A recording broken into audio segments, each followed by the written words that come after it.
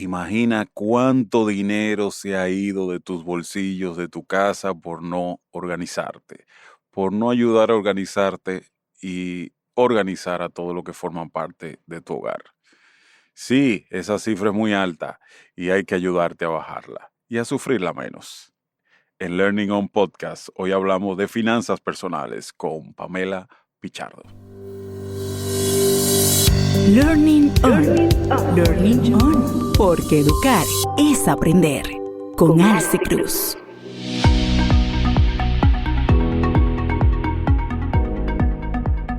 Hola a todos, esto es Learning On Podcast. Yo soy Alci Cruz y les hablo desde Santo Domingo, República Dominicana. Es un honor conectar con todos. En esta ocasión hablando de un tema a veces fascinante, a veces estrepitoso. Finanzas personales. Y aquí tenemos una invitada de lujo que se llama Pamela Pichardo. Ella es coach y conferencista financiera personal y familiar. ¿Cuántas veces nos arrepentimos de no tomar buenas decisiones en tema finanzas personales? Porque no fue que comí algo y al otro día pues simplemente esperé que se bajara. Es que tomé una decisión que me trajo consecuencias que sufrieron todo lo que me rodeaban, ¿verdad, Pamela? Así es. Saludo para ti, Pamela, bienvenida a Learning On Podcast. Muchas gracias. ¿Qué es esto de finanzas personales? Para aquellos a los cuales nunca han escuchado o no lo quieren escuchar. Tú sabes que yo creo que ese es el problema, que no nos han explicado qué son las finanzas personales. Yo voy a empezar con una pregunta. Tan sencillo como eso. Tan sencillo como eso. Yo le preguntaba hoy a un grupo de chicos justamente que ¿por qué importantes las matemáticas? O sea, que si consideraban importantes las matemáticas, me decían que sí, pero ¿y por qué? Bueno, porque no dan matemáticas siempre.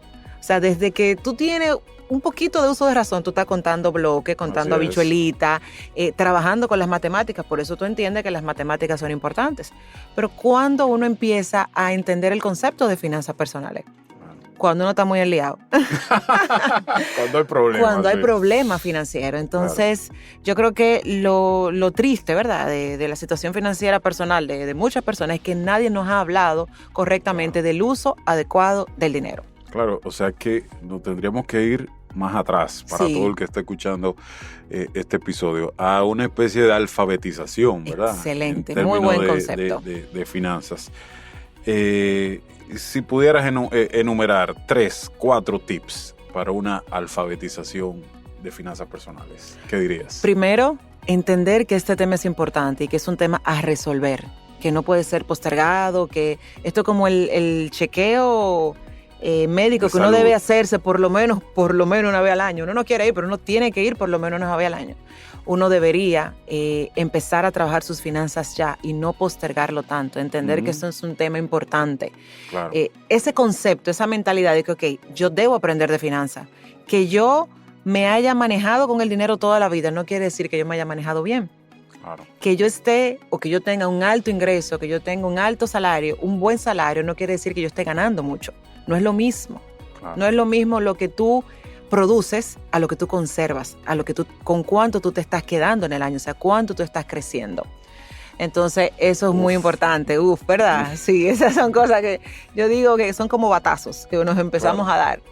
Entonces, primero hacer conciencia de que ese tema existe y es importante. Otro tema que es fundamental es que yo entienda el comportamiento de mis gastos. Nosotros decimos que sabemos dónde gastamos, pero la realidad es que en una mente no se hace un presupuesto. El presupuesto se hace en un papelito, en una computadora, en una mascota. Entonces hay que anotar y entender dónde yo estoy gastando el dinero. Fundamental. Incluso para tomar decisiones de cómo puedo mejorar, en qué puedo reducir, necesito más dinero. Tengo que saber primero, como yo le llamo, como una radiografía financiera, que te diga exactamente dónde tú estás gastando el dinero. Wow. Después que tú sabes dónde estás gastando, entonces tú puedes hacer un presupuesto, que es fundamental. El que no tiene un presupuesto le va a ser imposible manejar o organizar sus finanzas. El presupuesto es como una brújula que te dice cómo debes gastar. Y Ubícate.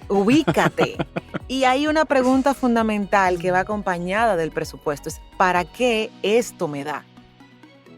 Por ejemplo, si yo tengo 10,000 pesos, la gente, o lo que normalmente hacemos es que empezamos a gastar, y cuando ya la tarjeta no pasa, el cajero no tiene más dinero para entregarme, entonces yo dejo de gastar porque no tengo. Si no, o dejo de gastar o empiezo a financiarme. Empiezo a usar tarjeta, empiezo a llamar a personas que me presten, empiezo a buscar el banco y bueno, empiezo a tener dinero. Bola de nieve, sí, creciendo. Creciendo. Pero la pregunta es al revés, es, ok, yo tengo 10,000 pesos, ¿para qué me da esto? ¿Cuáles son los compromisos que tengo y cuáles de esos compromisos son prioridad? Porque también nosotros tenemos siempre muchos compromisos, pero no todos son prioridades. Pausa, porque acabas de mencionar una palabra clave aquí, ¿verdad? Por supuesto. Prioridad. ¿Y qué pasa si mi prioridad son unos bikinis último modelo que yo vi por ahí en Instagram? Tengo que revisar. Se veía Kim Kardashian con ellos puestos. Bueno, tú puedes tener los bikinis, pero pasa? no necesariamente te vas a... ¿Qué pasa cuando esa prioridad tiene que ver con una coyuntura de un proceso electoral, político en un país? Ahí la prioridad entonces ¿Qué es? no es... O sea, ¿qué sería una prioridad en el ámbito de finanzas personales? Todo el mundo tiene distintas prioridades, ¿verdad? Porque cada quien, las prioridades mías no son las prioridades tuyas. Claro. Va a estar muy atado a tu estilo de vida, no más que tu estilo de vida, a tu etapa de vida. Las prioridades de una familia, de una pareja recién casada, no son las prioridades de una familia o de una pareja con 2 niños.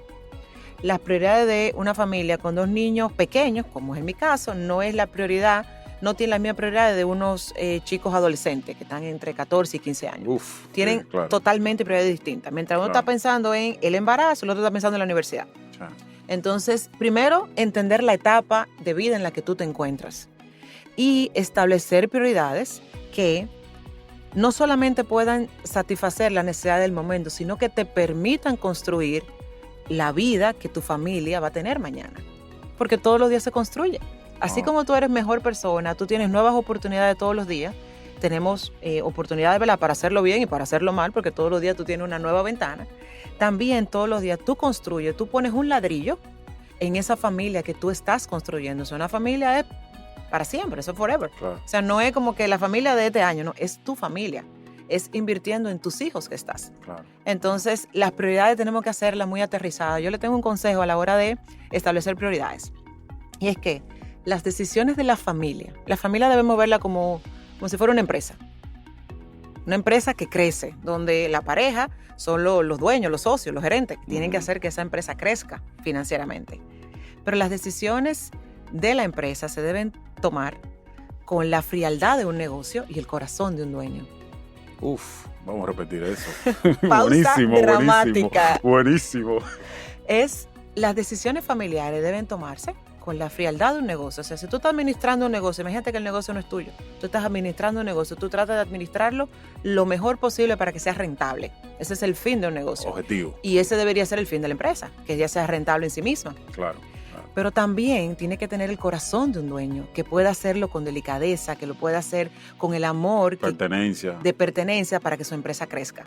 Excelente. Entonces, esa técnica, o sea, evaluar las prioridades con esa óptica, no falla. Claro. Porque eso te elimina las banalidades del momento y te lleva realmente a que tú puedas construir la familia que tú quieres tener mañana. Y un balance, una mirada de balance. Una mirada de balance, una mirada integral. Excelente. Y asimismo, con la frialdad de un negocio y el corazón del dueño, tenemos posibilidad de establecer prioridades más claras. Hacemos una pausa.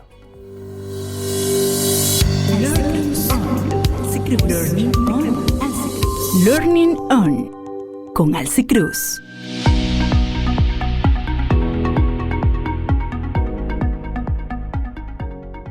De nuevo, Learning On Podcast en una conversación valiosísima con Pamela Pichardo. Estamos hablando de finanzas personales. Y una pregunta importante, Pamela, a traer acá es la tecnología. Un mundo prácticamente dominado por la tecnología. Si lo relacionamos con finanzas personales, ¿es un peligro, es una ayuda, es una bendición, es un problema? ¿Cómo podemos visualizar la tecnología en este ámbito de las finanzas personales? Todas las anteriores. Todas las ya mencionadas. La tecnología es fundamental. Definitivamente no podemos vivir de espalda a ella porque vivimos un mundo dominado por la tecnología. La pregunta es cómo sacarle provecho. Para que realmente siempre sea de beneficio. Yo creo que en el área de las finanzas la tecnología ha venido a ayudar mucho. Imagínate tú lo que era hacer un presupuesto en una hoja de cálculo, o sea, en una hoja, literalmente, en papel. Sí. O sea, el Excel ha venido a revolucionar la forma de tú manejar números, la calculadora, los mismos celulares que tienen calculadoras, que te hacen conversiones, que son excelentes herramientas. Lo que hay que utilizarlas de manera correcta. Yo creo que, y bueno, gracias a Dios existen muchísimas aplicaciones gratuitas para manejar, para apoyarte en el manejo de un presupuesto adecuado, que son de control financiero. Podemos mencionar muchas, de hecho las podemos dejar en el link. Hay una, por ejemplo, que yo uso mucho que se llama Expensify y una que se llama Moneyfy. Son aplicaciones buenísimas que ayudan a registrar gastos. Por ejemplo, si tú te comprometiste a que tú no vas a gastar más de X cantidad de dinero en el supermercado, esa app te puede ayudar a tú ir cada vez que hagas una factura, anotarla ahí, y eso va sumando para tú asegurarte de no pasarte del presupuesto. Oh, bien. O sea, esas apps no son presupuestos. Hay gente que la usa y dice, pero mira, no me funciona. Bueno, no funciona si tú la usas como un presupuesto. Ellas te ayudan a control presupuestario. Para padres, para jóvenes, buenísimo porque tú defines el monto que tú vas a gastar y ahí lo que tú vas registrando y asegurándote de no excederte. De no pasarte de ese monto. De no pasarte. O sea, que son herramientas buenísimas. También ahora las instituciones financieras todas tienen sus aplicaciones digitales, tienen sus páginas web súper actualizadas que permiten que uno pueda hacer todo tipo de transacciones sin tener que salir de la casa, sin tener que moverse desde la computadora, desde el celular. Eso da control de las finanzas. Es importante que uno revise sus cuentas de banco. Antes uno tenía que esperar que nos llegara el estado de cuenta o ir a la institución a hacer una fila. Imprimir. Pero ahora tú puedes ver diariamente tu estado de cuenta y esto es algo que debemos verlo diario. Yo digo que así como uno se levanta y dura los primeros 15 minutos del día viendo el Instagram y viendo las redes sociales y viendo los mensajes que tengo pendientes, deberíamos tomarnos un minutito y entrar a nuestra cuenta de banco para darnos cuenta de qué tenemos, de si nos descontaron lo que tenían que descontarnos, si cayeron los pagos, cuánto nos queda. Eso es tomar control de nuestras finanzas. Excelente. Entonces, las herramientas y la tecnología están ahí para usarlas. Herramientas de pago, herramientas de todo tipo. Igual la tecnología tenemos que cuidarnos de no dejarnos llevar de todo lo que vemos, porque si no se vuelve consumismo. El tema, por ejemplo, de ¿cuándo sería un peligro entonces? Bueno, ahora mismo uno tiene canales de televisión en la mano todo el día. Anuncios, promociones, ropa, comida. Y eso yo creo que hay que cuidarlo de uno no dejarse llevar y entender que esa es la realidad. Esa no es la realidad, esos son mundos paralelos. La realidad no es esa. Claro. Ahí todo es felicidad, todo el mundo tiene mucho dinero, todo es perfecto. Rosado, sí. Y todo, exacto, todo es pinky. Sí. Pero como padres debemos tener, saber que esto puede ser una herramienta de que nuestros hijos tienen esto en la mano todo el día y que vienen antojados de cosas y ni siquiera se han salido de la cama porque ya lo vieron. Entonces es enseñarles a ellos cuáles son los verdaderos valores, qué es lo verdadero y que esas herramientas son publicidad todo el tiempo.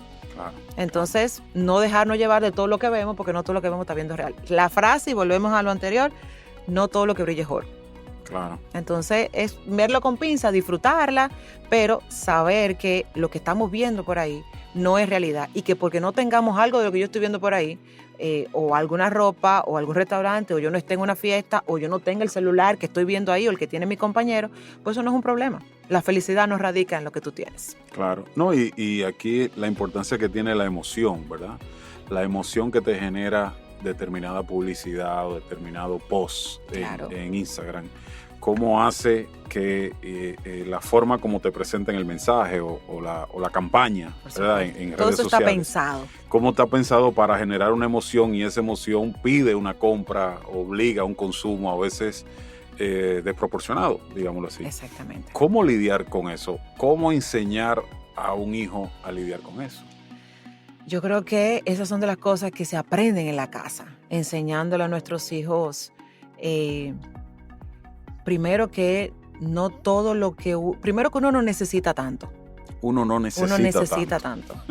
Segundo que no todo lo que... O sea, que podamos establecer diferencia entre lo que uno quiere y lo que uno necesita. Ese es lo segundo. Parece que uno necesitara todo, pero realmente uno quiere mucho.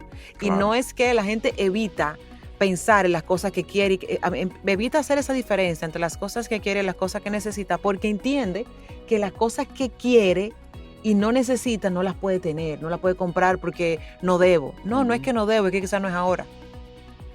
No es que cuando tú estableces esa diferencia y estableces las prioridades, porque todo vuelve a lo mismo, Prioridades. no es que no compremos, es que no es necesariamente que lo haga en este momento.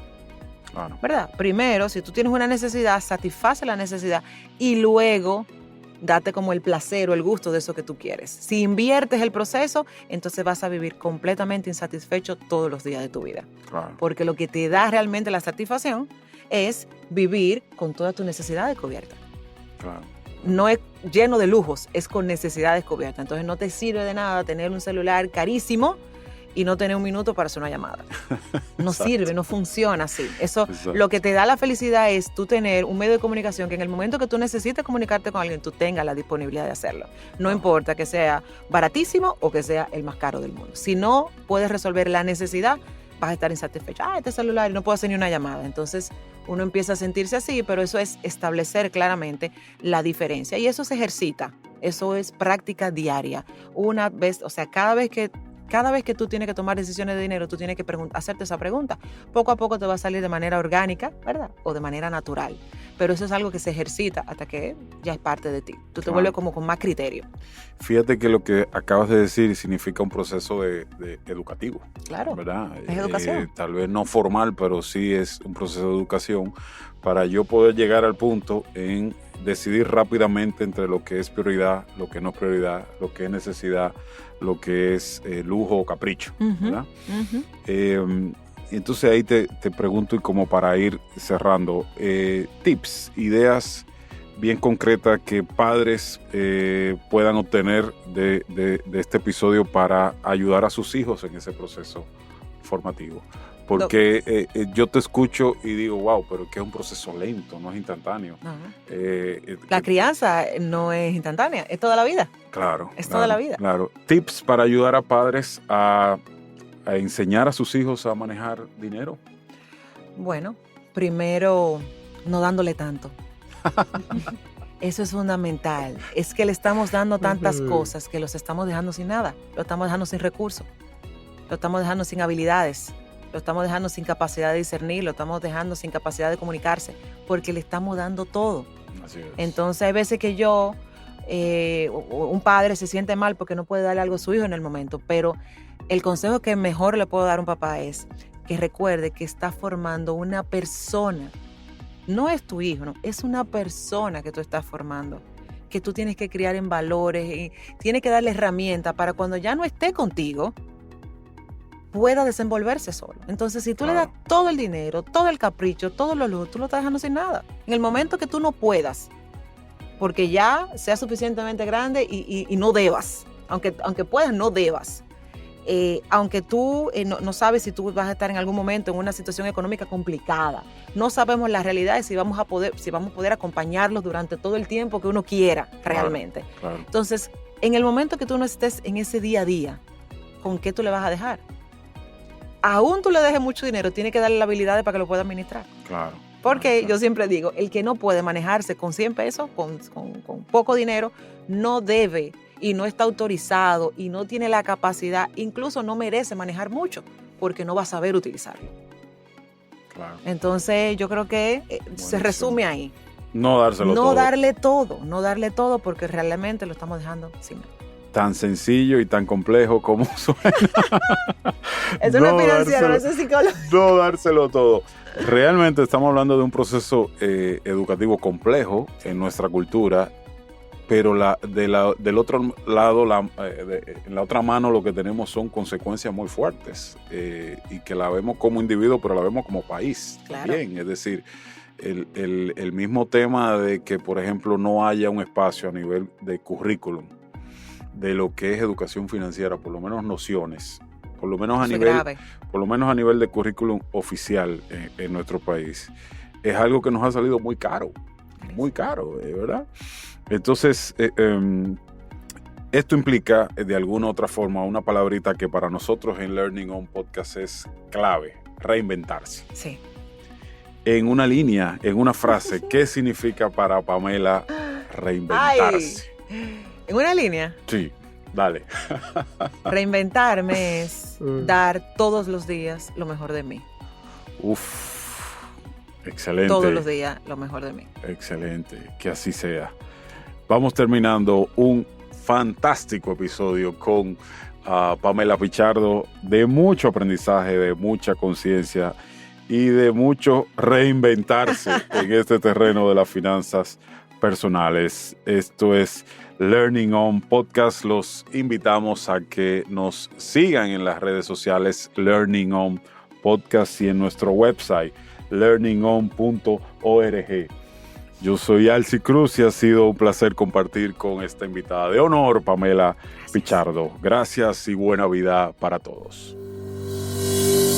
Learning On, un podcast para reinventarnos a través de la educación con Alci Cruz.